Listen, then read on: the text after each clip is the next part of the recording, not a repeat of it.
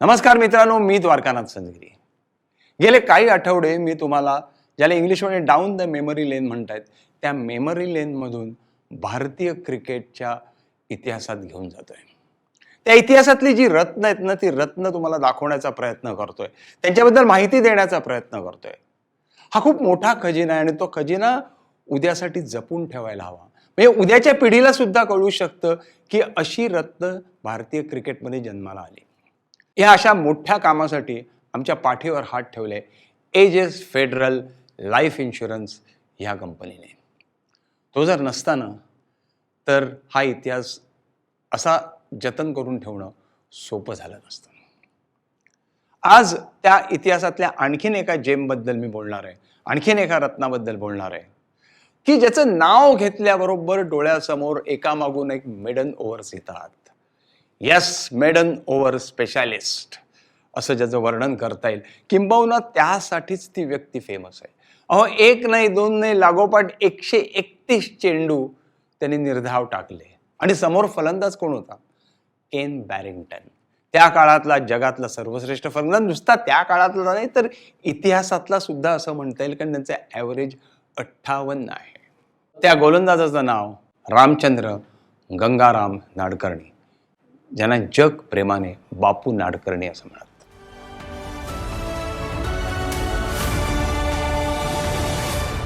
पुढे जाण्या अगोदर आपण मला असं वाटतं त्या विक्रमाबद्दल बोलूया. 1964 सालची ती टेस्ट मॅच होती. इंग्लंड विरुद्ध भारत सिरीजची पहिली टेस्ट, मद्रासची टेस्ट. मला ती आजही आठवत्याचं कारण की ती मी कॉमेंट्री ऐकली होती. फरुख इंजिनियर ती खेळणार होता, पण तो जायबंदी झाला. त्याची जागा कुंदरंनी घेतली आणि पहिल्याच टेस्ट मॅचमध्ये, पहिल्याच इनिंगमध्ये त्याने 192 धावा ठोकल्या आणि अख्खी मालिका तो खेळला. त्याच्याबरोबर विजय मांजरेकर यांनी शतक ठोकलं आणि भारताची धावसंख्या होती साधारण 450 वगैरे. टायगर पतौडी त्यावेळी भारतीय संघाचा कर्णधार होता. त्याने 90 मिनिटं शिल्लक असताना दुसऱ्या दिवशी डाव घोषित केला आणि इंग्लंडला बॅटिंग दिली. त्या 90 मिनिटात इंग्लंडची धावसंख्या झाली 2 बाद 65. त्यांचे काही खेळाडू जायबंदी झाले होते, काही आजारी होते. त्यामुळे दुसऱ्या दिवशी त्यांनी असं ठरवलं की आपण बचावात्मक पवित्रा घ्यायचा. असा डिफेन्सिव्ह अप्रोच घेतल्यामुळे बापू नाडकर्णी इतकी षटकं निर्धाव टाकू शकले असं इंग्लंडच्या खेळाडूंचं म्हणणं होतं. बघा, त्याने जो पहिला स्पेल आदल्या दिवशी टाकला तो फक्त 3 षटकांचा होता. 3 षटकं आणि 3ही मेडन. दुसऱ्या दिवशी जेव्हा पुन्हा बापू नाडकर्णींच्या हातात चेंडू आला, तेव्हा त्यांचा दुसरा स्पेल होता 7 ओव्हर्स 5 मेडन 2 रन आणि 0 विकेट. मग तिसरा एक मोठा स्पेल त्यांना देण्यात आला. 19 ओव्हर्स 18 मेडन 1 रन आणि 0 विकेट. आणि त्यानंतर त्यांची गोलंदाजी काढली. त्यावेळेला टाइम्स ऑफ इंडियाने दुसऱ्या दिवशी विनोदाने म्हटलं होतं की ती 1 रन दिली ना, म्हणून टायगर पतौडी चिडला आणि त्यांनी बापू नाडकर्णींची गोलंदाजी काढली. गमतीत लिहिलेलं होतं. आणि मग त्यानंतर त्याने आणखीन एक स्पेल टाकला. तो 3 ओव्हर 1 मेडन 2 रन आणि 0 विकेट. म्हणजे गोलंदाजीचं जर पृथक्करण आपण बघितलं तर ते असं होतं: 32 ओव्हर्स 27 मेडन्स 5 रन्स आणि 0 विकेट. ती मॅच अर्थात ड्रॉ झाली आणि बापू नाडकर्णींनी एका बाजूला जे बुच मांडून ठेवलं होतं त्याचा फायदा चंदू बोर्डेना झाला आणि चंदू बोर्डेने त्या मॅचमध्ये 5 विकेट्स घेतल्या. बॅरिंग्टननी 80 धावा केल्या, बोलसनी सुद्धा 80च्या आसपास धावा केल्या. पण महत्त्वाची गोष्ट अशी होती की त्या काळातले क्रिकेटपटू सांगतात की एक यष्टीरक्षक आणि एक मिड ऑन मिड ऑफ सोडला तर इतर क्षेत्ररक्षक गादी घेऊन झोपले असते तरी चाललं असतं. इतके बापू नाडकर्णी ॲक्युरेट होते. इतक्या एका टप्प्यावर ते चेंडू टाकायचे आणि बरोबरच तसा बचावात्मक फटका बोलस आणि बॅरिंग्टन खेळत होता. इतकी ॲक्युरसी त्यांची त्या टेस्टमध्ये होती. अर्थात ही पहिली वेळ नव्हती की बापू नाडकर्णींनी मेडन्स टाकलेले. त्यांनी बऱ्याच वेळेला एक एंड लावून धरणं म्हणतात ना, तसं भारतीय क्रिकेटसाठी केलेलं आहे. पाकिस्तान विरुद्ध आपण 1960 साली खेळत होतो, तेव्हा त्यांच्या 2 टेस्ट मॅचेसमधल्या बॉलिंग अनालिसिस मी तुम्हाला सांगतो. एकदा त्यांनी 32 ओव्हर 24 मेडन 23 रन 0 विकेट आणि एकदा 34 ओव्हर 24 मेडन 24 रन आणि 1 विकेट. त्यांचा करिअर इकॉनॉमी रेट हा 2 पेक्षा खाली आहे. म्हणजे किती कंजूसपणे त्यांनी गोलंदाजी केली असेल पहा. मी एक कार्यक्रम केला होता. त्या कार्यक्रमात सर गारफील्ड सोबर्स आले होते आणि त्याने बापूजींचा उल्लेख मीन बॉलर असा केला. मीन MEAN, जो रन्स देत नव्हता, कंजूस असा गोलंदाज असा त्यांनी उल्लेख केला होता. चैलेंजेस तो बहुत देखे हैं, पर शायद मेरा सबसे टफ चैलेंज कोविड. मेरे साथ मेरी टीम खड़ी थी, फैमिली, दोस्त, फैंस. एक सिंपल सी चीज, उनका फोन कॉल. मैं आइसोलेटेड जरूर था पर अकेला नहीं. आपके आसपास जो लोग स्ट्रेस, अकेलेपन और डिप्रेशन से गुजर रहे हैं, उन्हें कॉल कीजिए. बस एक फोन कॉल. और अगर उनको या फिर आपको जरूरत है एक फ्री डॉक्टर कंसल्टेशन या काउंसलिंग की, तो फिर इस नंबर पर कॉल कीजिए. आप अकेले नहीं, हम एक साथ हैं. बापू नाडकर्णी हे मूळचे नाशिकचे.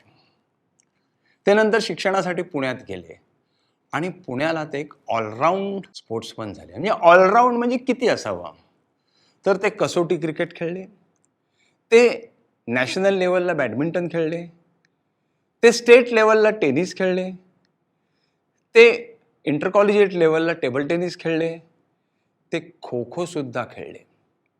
आणि एवढं सगळं करून त्यांनी इंटर सायन्सला गणितामध्ये 200 मार्क मिळवले. म्हणजे विचार करा की किती बुद्धिमान हा माणूस असेल आणि किती टॅलेंट त्यांच्याकडे असेल. म्हणजे खेळायचं, सगळ्या खेळात प्रावीण्य मिळवायचं आणि वर 200 मार्क मिळवायचे. आणि म्हणूनच असेल त्यांच्या चेंडूचं गणितनं कधी चुकलंच नाही. जिथे पाहिजे तिथे त्यांचा टप्पा पडायचा. खरं तर ते एकाच वेळेला बॅडमिंटन इंटरनॅशनल आणि क्रिकेट इंटरनॅशनल होऊ शकले असते, पण प्रोफेसर देवधरान त्यांना सांगितलं की 2 खेळांच्या मागे जाऊ नकोस, कुठल्या तरी एका खेळावर कॉन्सन्ट्रेट कर. आणि त्यांनी ठरवलं की क्रिकेटवर करायचं. आणि ज्या वेळेला त्यांनी ठरवलं ना क्रिकेटवर करायचं, त्यावेळेला त्यांनी प्रचंड मेहनत घेतली. बापू नाडकर्णी फक्त गोलंदाज नव्हते, ते डावखुरे फिरकी गोलंदाज होते, पण त्याचबरोबर खालच्या क्रमांकावर येऊन अत्यंत चिवटपणे उत्कृष्ट अशी ते फलंदाजी करायचे आणि सामने वाचवायचे. बरं, बापूजी पहिल्याच मॅचपासून डावखुरे फिरकी गोलंदाज झाले नाही. त्यांनी सुरुवात डावखुरे वेगवान गोलंदाज म्हणून केली. पुणे युनिव्हर्सिटीसाठी खेळताना म्हैसूरला त्यांनी 7 विकेट्स घेतल्या. त्यात पहिल्या बॉलवर विकेट होती फरुख इंजिनियरच्या भावाची.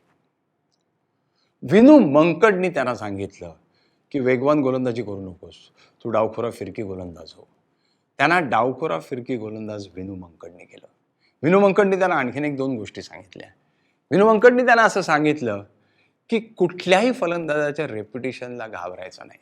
अरे खांदा तुझा, बॉल तुझा, गोलंदाजी तुझी, मग फलंदाजाला कशाला घाबरायचं. आणि बापूजींनी जे त्यांना सांगितलं होतं ना, ते शेवटपर्यंत पाळलं. कुठल्याही महान फलंदाजांसमोर ते कधीही वाकले नाहीत.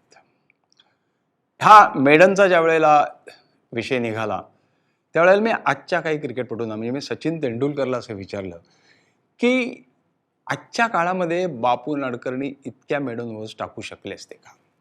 सचिन म्हणाला, नाही वाटत मला. ह्याचं महत्त्वाचं कारण आहे की आज बॅटिंग बदललेली आहे, आज फलंदाजीमध्ये आक्रमकता आलेली आहे. आम्ही बापू नाडकर्णीची गोलंदाजी फोडून काढण्याचा प्रयत्न केला असता, आम्ही त्यांना विकेट्सही दिल्या असत्या, पण मेडन ओव्हर झाल्या नसत्या. बापू नाडकर्णींसमोर जर सचिन असता, सेहवाग असता, विव्ह रिचर्ड्स असता, तर ते एवढ्या मेडन ओव्हर्स टाकू शकले असते का. हाच प्रश्न मी एकदा बापू नाडकर्णींना विचारला. ते हसले आणि ते म्हणाले की अरे जसं क्रिकेट बदललं तसं मी सुद्धा माझ्या गोलंदाजीत बदल केलाच असताना. आणि मी काही अगदी चणेफुटाणे असल्या दर्जाच्या क्रिकेटपटूंना बोलून टाकलेलं नाही. मी सुद्धा हार्वेला टाकली आहे, मी सुद्धा ओनिलला टाकली आहे, मी सुद्धा सोबर्सला टाकली आहे, मी सुद्धा कन्हायला टाकलेली आहे. तर त्यामुळे मी माझ्यात बदल केलाच असता. ते फार महत्त्वाची गोष्ट मला सांगितली. ते म्हणाले की मला गोलंदाजी शिकवली कोणी, 2 माणसांनी शिकवली म्हणाले. एक विजय मांजरेकर आणि दुसरे विजय हजारे. विजय मांजरेकरनी शिकवली म्हणजे काय, तर विजय मांजरेकरांना मी नेटमध्ये बोलून टाकत होतो तेव्हा ते टप्पाच पडून देत नव्हते. ते येऊन मला सगळीकडे फेकून देत होते. आणि त्यातून मी शिकलो की फलंदाजाला कसं बांधून ठेवायचं. आणि म्हणूनच मी प्रॅक्टिस करताना एक पैशाचं नाणं ठेवायचो आणि त्या नाण्यावर प्रत्येक वेळेला चेंडू टाकण्याचा प्रयत्न करायचो. विजय हजारेंच्या वेळेला तर ते म्हणतात की 1952 साली जेव्हा कॉमनवेल्थची टीम इथे आली होती त्यावेळेला विजय हजारेंना ते नेटमध्ये बॉलिंग टाकत. सकाळी 7:30 ते 8:15 विजय हजारे त्यांच्याकडून बॉलिंग टाकून घेत न थांबता आणि 8:15ला विचारत, अरे दमलात का तुम्ही, टाका ना आणखीन थोडी बॉलिंग. आणि प्रत्येक बॉल ते बॅटच्या मध्यावर घेत. हा माणूस दमतच नसेल त्याच्यानंतर ते पुन्हा 5.5 तास मॅच खेळत, टेस्ट मॅच जरी ती अनऑफिशियल असली तरी. ह्या अशा फलंदाजांमुळे मी शिकत गेलो आणि म्हणूनच मला असं वाटतं की आजच्या काळात सुद्धा मी काहीतरी वेगळा करण्याचा प्रयत्न केला असता. आणि बापूजींच्या शब्दावर मला या बाबतीत पूर्ण विश्वास आहे. बापूजी अर्थातच सुरुवातीला महाराष्ट्रासाठी खेळले आणि मग मुंबईसाठी. 1954च्या पाकिस्तानच्या दौऱ्यावर ते जायला हवे होते. म्हणजे त्याआधी ज्या काही ट्रायल मॅचेस होत्या ना, त्या ट्रायल मॅचेसमध्ये त्यांनी काय स्कोर केले होते आणि काय विकेट्स घेतले ते बघा. पहिल्या मॅचमध्ये त्यांनी 6 विकेट्स घेतल्या आणि 38 नॉट आउट राहिले. दुसऱ्या मॅचमध्ये त्यांनी 5 विकेट्स घेतल्या, 51 नॉट आउट राहिले. तिसऱ्या मॅचमध्ये त्यांनी 3 विकेट घेतल्या आणि 78 नॉट आउट राहिले.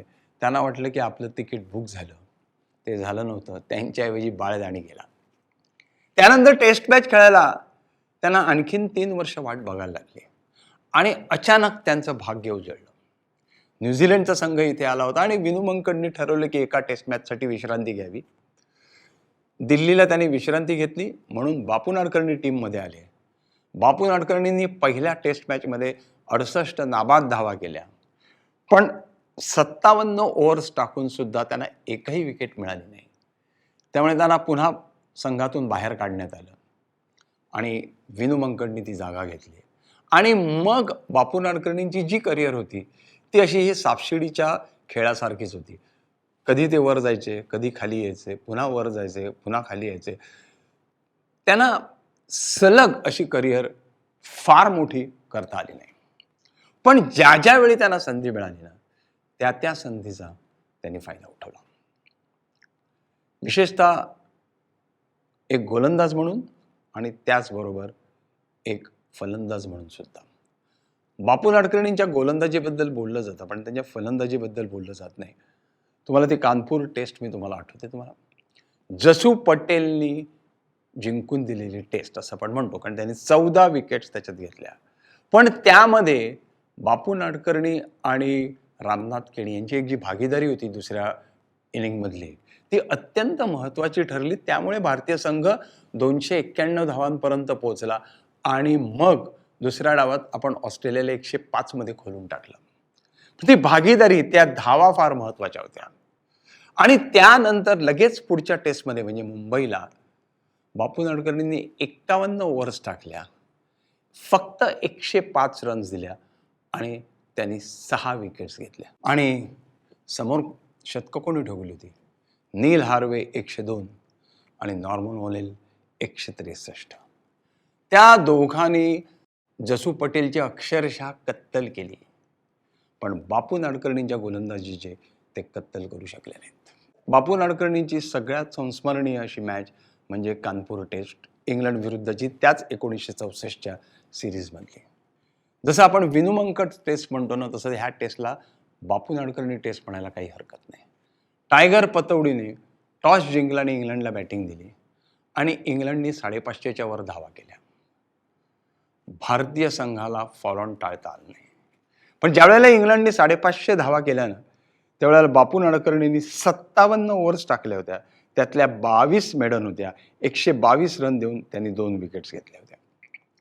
मग ते खालच्या क्रमांकावर बॅटिंगला आले आणि 52 धावांवर नाबाद राहिले. फॉलोऑन वाचवू शकले नाही कारण इतरांचा सपोर्ट नव्हता.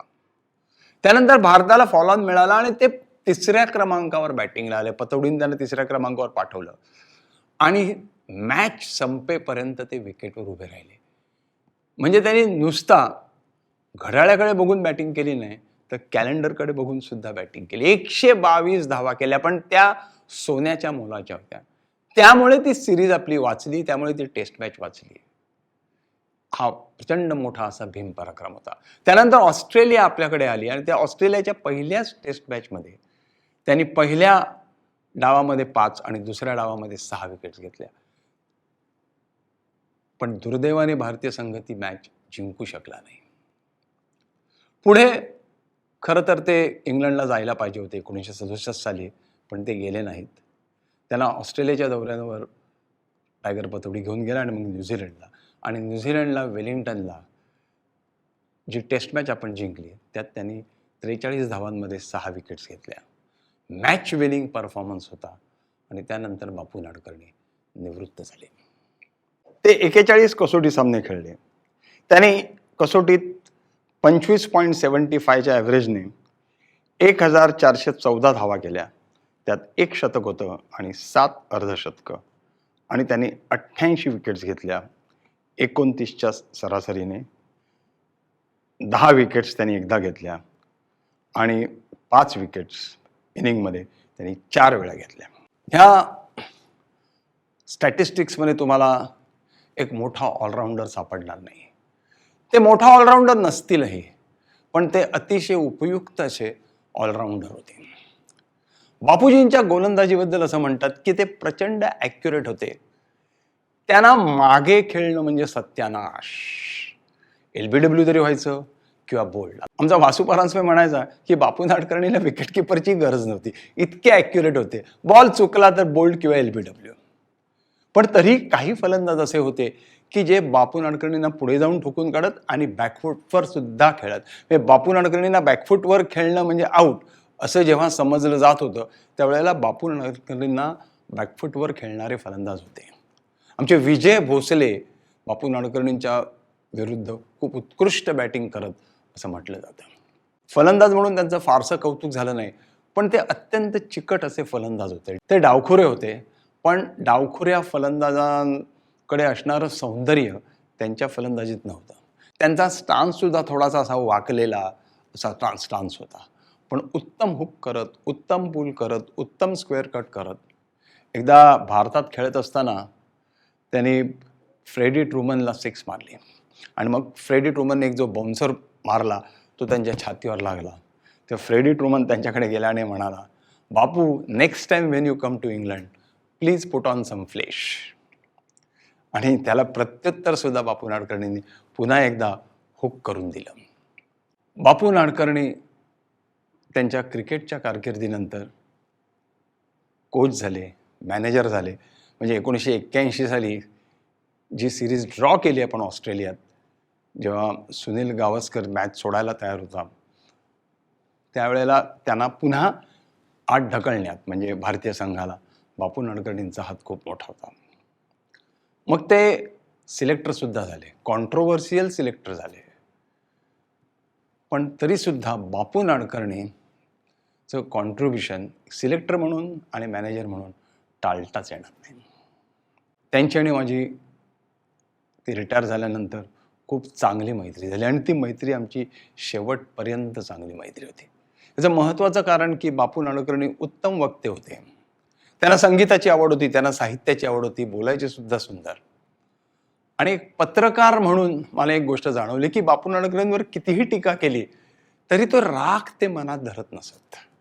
मला ते नेहमी म्हणायचे, अरे तुमचं कामच आहे रे लिहायचं, टीका करायचं, राग कसला धरायचा, तुम्हाला वाटलं ते तुम्ही लिहिलं. अशी माणसं तुम्हाला क्रिकेटमध्ये सापडत नाहीत. पण बापू नाडकर्णींबरोबर मारलेल्या गप्पा, त्यांचं क्रिकेट हे आजही माझ्यासाठी एक अमूल्य असा ठेवा आहे. नुसता माझ्यासाठी नव्हे तर भारतीय क्रिकेटसाठी सुद्धा. तुम्ही हा कार्यक्रम दर शुक्रवारी सकाळी 10 वाजता पाहताय ना? पहा नक्की, आणि नुसतं पाहू नका तर तुम्हाला आवडतोय का ते आम्हाला कळवा. तुमच्या काही सूचना असतील तर त्याही कळवा. लाईक करा, आपल्या मित्रांना सबस्क्राईब करायला सांगा, आणि आपलं हे जे कुटुंब आहे ना, हे कुटुंब असं वाढतं कुटुंब राहून दे. कारण ही जी गोष्ट आहे, ही जी माहिती आहे, हा जो इतिहास आहे, हा आपल्यालाच जतन करून ठेवायचा आहे.